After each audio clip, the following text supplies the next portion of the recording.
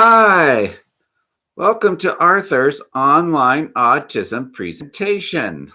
I am Arthur Riley and I am on the autism spectrum. And I want to thank everyone who took the time to view my first two presentations. Today's topic will be a man with autism, such as me, sharing tips and perspectives of Las Vegas. I lived there 16 years. I dealt craps and blackjack for 12 years. I love talking to customers from all over. In fact, I learned a lot of traveling tips from talking to the customers. Plus, one of my favorite cities today is San Antonio, Texas, due to the fact that several of my customers were from there. So I learned all the ins and outs. I had 2 years' experience as a supervisor. All my years working in casinos, both as dealer and supervisor, I wish I had $1 for every time I heard players muttering, "Oh, I wish I'd left when I was ahead," meaning they did win, but they blew it all back, which is unfortunately too common. Before I moved to Las Vegas, I visited there many times, starting in the mid 80s, going all the way to the 90s. During my first few visits, I was really obsessed with all the neon lights at night.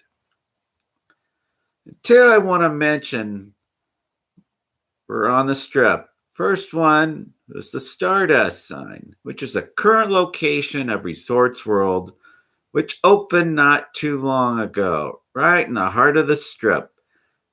At one time, it was the world's tallest sign, 216 feet tall. In fact, I did a virtual tour of Resorts World, and I saw they did a slight replica of the Stardust sign. The second one I want to mention was the Dunes, which is further south on the strip. It is a current location of the Bellagio. The sign was 180 feet tall. During the daytime, it did nothing for me, but at night, there'd be red light going up and down the sign all constantly during the night. And I caught myself doing this as the light went up and down the sign. I don't know if my mom told me or I caught on alone. I had to be mindful of the fact that the way I admired certain lights or objects could draw attention, unwanted attention to myself, which I've worked so hard to alleviate during all my peak years of autism. I do miss the days of better food prices and hotel bargains. In fact, for example, buffets on the strip or downtown, several of them, that is, were under $5. I remember staying at a motel on the strip. Not much to look at, but ideal location. $140 for a whole week. There were several hotels downtown under $20 a night. Sadly, those days are long gone. For me, the icing on the cake back in the early days where I was able to overcome a traumatic mishap I had with security, which I mentioned during a previous presentation. Gambling tips. Those apply to casinos all over besides Las Vegas. So I believe gambling for Las Vegas visitors should be a form of entertainment, not a way to make a living. It is true that many people make a living being professional gamblers.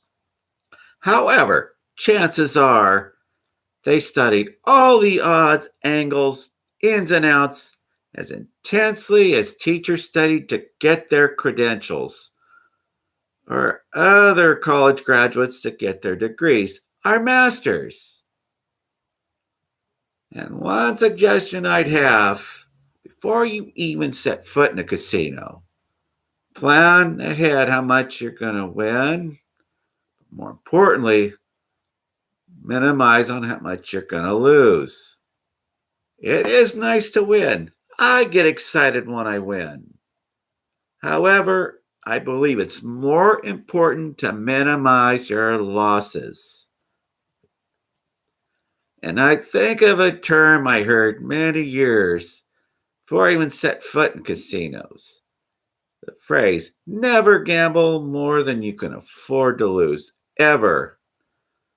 According to research, slot machines generate vast majority of the profits. Most research I've done say approximately 65. Back then, I saw some set to 85. Those are just ballpark figures that I read. Don't quote me on those. One thing for sure, slot machines generate most casino profits. So, table live games, the percentages are slightly better. However, due to the fact that the minimum bets for table games are higher, they could be expensive very quickly. So, one suggestion I have, especially if you're new gamblers or anyone, never let anyone talk you into betting more than you feel comfortable betting. Because if you lose, you're the ones that are going to feel the brunt of it, not the people giving you advice or trying to talk you into betting more, ever. And when I play blackjack, I follow basic strategy, which can be found on the internet. And stores have sold books saying basic strategy on how to play blackjack. However, still does not give me the right to tell other players on how to play their hands. Vice versa. I would avoid chasing bets. What I mean by that is, for example, you play blackjack. So you bet $5, you lose, so you bet 10 to try to win that back. Lose again, 15 or 20. As you can see, you catch a cold streak. It could get very expensive very quickly. Some people can get away with it once in a while, but chances are chasing your bet is going to backfire on you. However, if I'm ever winning, I would gradually increase my bets. Say, going back to not letting people talk me into bet more than I feel comfortable with. I play a lot of video poker. The most common range I found was betting up to from 1 to 5 coins at a time. And I've noticed people betting max right away. I thought, hey, it's their money. They have the right to do whatever they want. And it's true that you could win more if you bet the max. However, there's a much bigger chance of running out of money before having the opportunity to win the jackpot. So I like to bet the minimum. However, if I catch a hot streak, I'll gradually bet more and more and more. And the same with blackjack. If I were to say I were betting $5 a hand, so I catch a few winning hands, I think, okay, I won 5. Now I'm going to bet 10. Win again, bet 15. Bet 20. Bet 25. Keep gradually increasing the bets until I start losing. Then I go back to the minimum. Now, here's some tips for new gamblers or for players that do not have players cards. Mostly all the casinos offer them. Opportunities to earn points while you're gambling. It can be used on both slots and live table games. I cannot promise they will help you, but they cannot hurt. In fact, several casinos offer free slot play for new people that sign up for cards. Not all of them. The amount they offered that I've noticed, it's either $5 or $10. However, it depends on the casino. And some of even offered food credit. So it's something to think about. And as fun as Las Vegas is, there are things to be aware of. With so many tourists, all that money flowing around, it attracts a lot of thieves, purse snatchers, pickpockets. Some people learn the hard way to watch their money. I will relate a couple of examples. The first one happened when I was dealing craps. Both sides of the table were busy. This one lady on my end of the table was shooting the dice. I could tell that she was not familiar with the game, so one of the players was helping her out. She shot up such a hot hand. Everybody was cheering her on because all the players were making money off of her. Sadly, she made the big mistake of setting her purse on the rail underneath where players set their drinks. So she was not watching it, so concentrating on the game. So about 15 to 20 minutes later, she looked down, her purse was gone. And the look on her face just told it all. However, what I remember most about that episode was none of us saw who took the purse, which shows how slick they are. There were at least 20 of us around that table. Another episode happened about a year later in another hotel on the strip. There's a walkway in the hotel parallel the buffet area with some booths parallel to the walkway. This one couple sat on one of those booths. I think it was in the corner. This lady made the mistake of setting her purse on top of the booth, not watching it. I didn't see what happened. However, I do know that someone took her purse. I'll never forget her frantic voice as she said the same phrase several times in a row. Someone stole my purse. Someone stole my purse. That poor lady was shaking. I felt so sorry for her. However, if she put on her purse or kept her eye on it, it never would have happened. So, all the tips and ins and outs, which I mentioned once again, apply to casinos all over besides Las Vegas. My first dealing job was craps, which is the most marketable games for dealers. Before I moved to Las Vegas, I sent letters to many hotels asking for insight. I remember one in particular said, craps dealers are the most sought after dealers. In fact, I also signed up for a dealer school. Before moving to Las Vegas, I talked to the owner on the phone, and he said craps is the best game to learn, especially for male dealers. When I got out of school looking for a job, I remember the small casino. I was dressed up, ready to go, and I asked if they were hiring blackjack dealers. The first question they asked me was, do you know craps? I said, yes, I do. They said, get on the table. They had me audition on a live game, and 10 minutes later, I was hired. And a lot of tourists or players said they do not understand craps, which is understandable. A lot of people do not because it's a very complex game. However, I know for a fact that many casinos still offer free gaming lessons on table games, including craps. So if anyone is interested in learning how to play those table games, if never played them before, I would recommend taking advantage of those free gaming lessons, especially craps.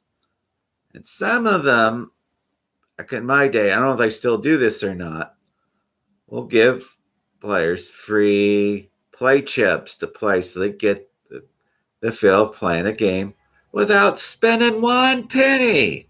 You can't do better than that. So, one suggestion I have, anyone learning how to play craps who have never ever played it before, it's a very complex game. Learn only one bet at a time.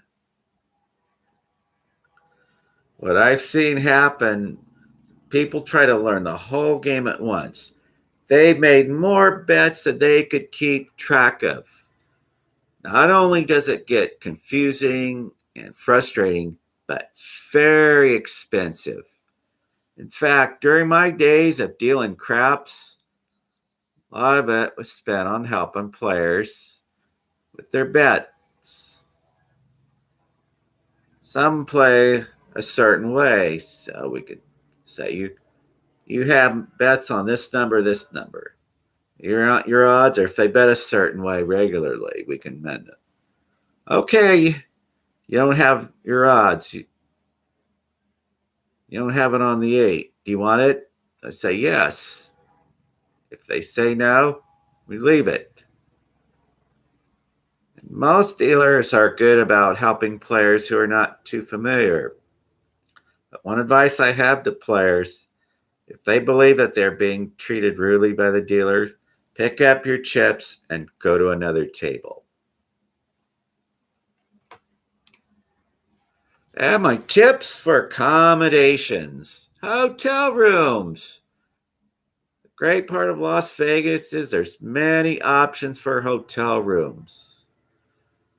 There are many ways to search or book, either by phone, because a lot of them, or chances are, they'll have toll-free numbers to book, or book online, either directly with the hotels themselves or travel sites such as Expedia, Trivago, Hotels.com, along with so many sites. In fact, if you Google travel sites, you'd find so many travel sites to book with. So, one suggestion I'd have before you book a hotel in Las Vegas, inquire about resort fees, because most of them do. There are fees on top of the hotel rates that are listed. If the person you talk to says, no, we do not charge a resort fee, or if they give you a number that you're comfortable with, get the name of the person you spoke to. I did research. Hotels that charge resort fees, which are most of them, charge a range of $19 to $44. The other day, someone informed me she spent a few nights on the Las Vegas Strip and paid $53 a night for a resort fee. So again, that's per night. That is on top of the hotel rates that you see listed. Ask about parking fees. Also, look into all-inclusive packages, especially during football season for football fans, because the Raiders are now in Las Vegas.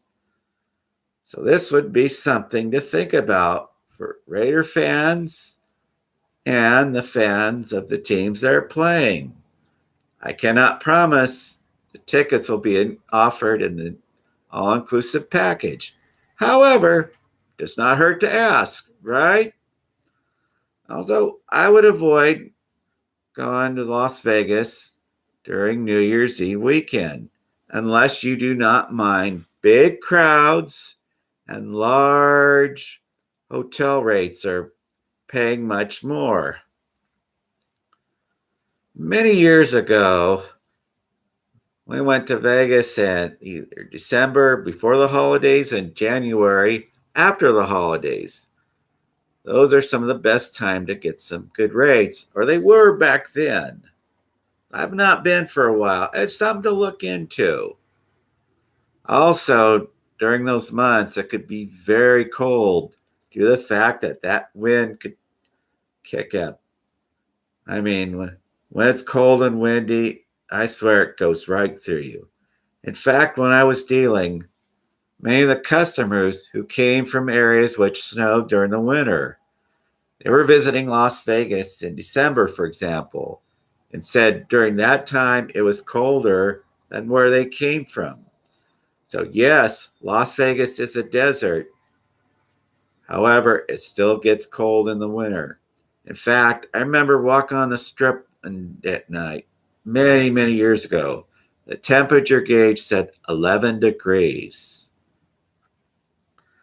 So the temperature does fluctuate because it gets around 115 in the summertime, or well over 100. And if you book online, I would suggest make sure you print the receipt, especially with the confirmation number, and bring it with you. Chances are everything will be fine. However, there's always a possibility they will not have your reservations. For example, many years ago, we had reservations in another town, booked online. Thank goodness I brought my receipt because they did not have our reservation. As soon as I showed them the receipt, they had to take care of them. So it's just food for thought. Now I'm going to go into the free non-gaming attractions, which I recommended. Starting with the strip. Bellagio with the dancing water shows in front with a beautiful music. And a flower garden inside, which is just breathtaking. Definitely worth checking out if you go during the holiday season because they have such awesome holiday decorations. And for our chocolate lovers, there's a store which has chocolate fountains constantly running. And one of the sites said it's the world's tallest chocolate fountain. Don't quote me on it, but that's just according to research I have done. The Venetian, especially in the shopping area with the canal, you see gondolas. If you ride the gondolas, you do have to pay, but it costs you nothing to watch gondola ride going through the water. And they have a market area or meeting area which has awesome free holiday shows during the holidays. And maybe they have other shows during the year. It's something to look into. If you go in that area during the holidays, they have some of the best holiday shows. In the Palazzo shopping next to the Venetian, and at night at the Mirage in front, the beautiful water fountains. And during it's either on the hour or half an hour. There's flames running down the water fountain like a volcano erupting, and you hear this eruption sound. Beautiful sight.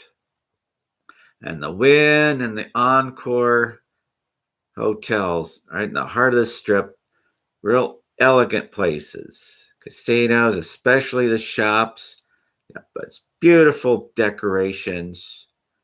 And the Wynn, I saw a beautiful water fountain. The Forum shop at Caesars, elegant shops and nice restaurants. And years ago, I believe they still have it going. Free moving statue show at night. The Miracle Mile Shopping Center at Planet Hollywood. The Fashion Show Mall, which is on the heart of the strip. Anyone going in there, I would recommend getting a map of the mall because it's very big and there's a lot of places to turn. It's like a big maze. but worth checking out nevertheless. Midway at Circus Casino, a free circus acts. I believe they're still going. However, it's not worth double checking into due to COVID. And the south end of the strip, there have the Excalibur corner. The next is the Luxor, shaped like a pyramid with a light beaming on top. And next to that is a Mandalay Bay. They offer free trams connecting to all three casinos. That is worth checking into. Downtown, they have the Fremont Street Experience, closed to traffic. So again, it's pedestrian only. And at night, the canopy above Fremont Street has free light shows. Then often they have free music shows with stage with live bands. I do not know how often. It's been a while since I've been there. But again, worth checking out. And another attraction for chocolate lovers. If you have a car about 10 or 11 miles east of the strip, Ethel M. Chocolate Factory. Get the tour, watch them make these delicious looking chocolates. And they have a beautiful cactus garden. And a beautiful casino called Sam's Town, a locals place, which is about 5 miles east of the strip. They have a beautiful indoor park with benches, some trees, and some streams, and a few little coffee shops. It feels like a cute little park out in the hills or a small town. And the back of it has water fountain with rock behind it. Many years ago, starting at 2 in the afternoon, they have free dancing water shows. And at night, I believe only, they'll have laser light shows. If you go during the holidays, I believe they have some awesome holiday shows worth checking out. How do you get to Sam's Town? Well, you could drive there. However, if you're staying on the strip, if you go to Harrah's Casino, you can ask if they offer free shuttles to Sam's Town, because they did a few years ago. If you're staying downtown, either check out California or Fremont. See if they offer free shuttle to Sam's Town. I cannot promise they still offer it because it's been a few years, and plus with COVID, a lot of shuttles could have been discontinued. But check into it. Hopefully they're still running. So here are the attractions. I know there's way more than I've mentioned. In fact, if you Google it, you could find many attractions, non-gaming, that are worth looking into. So I will mention my concerns for adults with autism. Me being on the spectrum, I've been very fortunate to enjoy all the experiences of Las Vegas along with casinos in other cities. So I'd like to see more on the spectrum have the same pleasures that I had. However, I want to express some concerns I have for autism.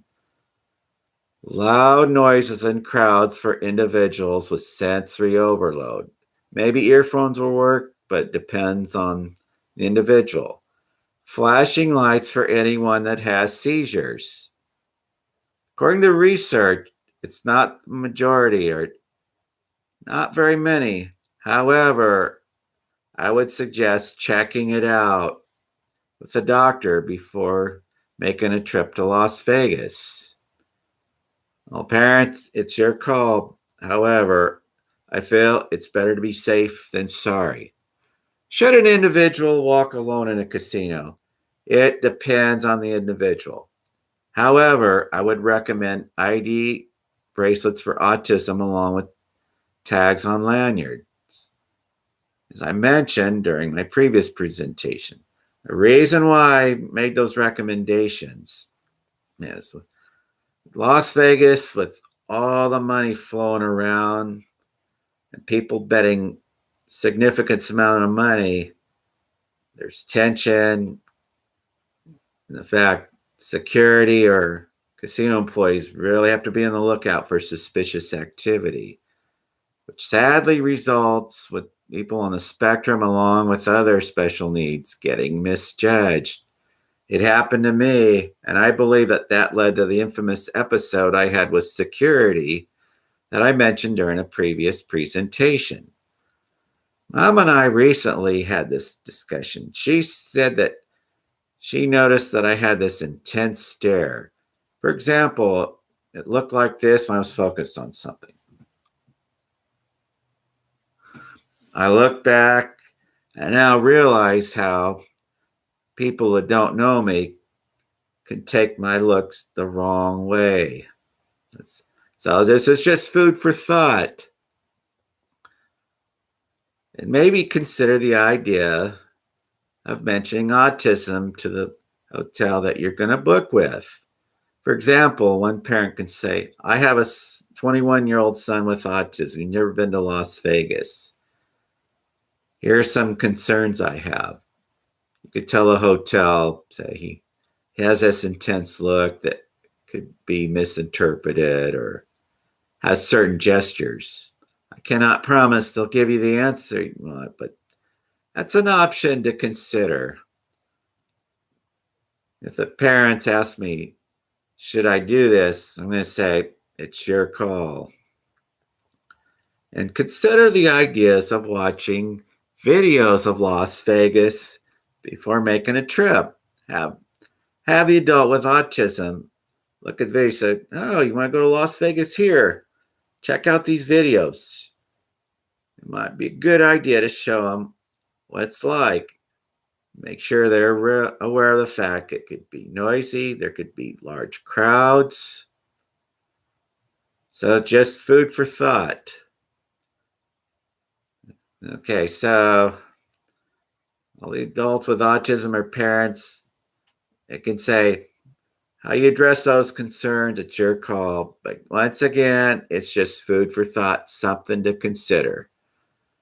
So, in review, I talked about living and visiting Las Vegas, obsessions with certain signs lit up at night, gambling tips, craps was my first dealing job, tips for accommodation, especially about resort fees, recommended free non-gaming activities, and my concerns for autism, something to consider before making a trip to Las Vegas.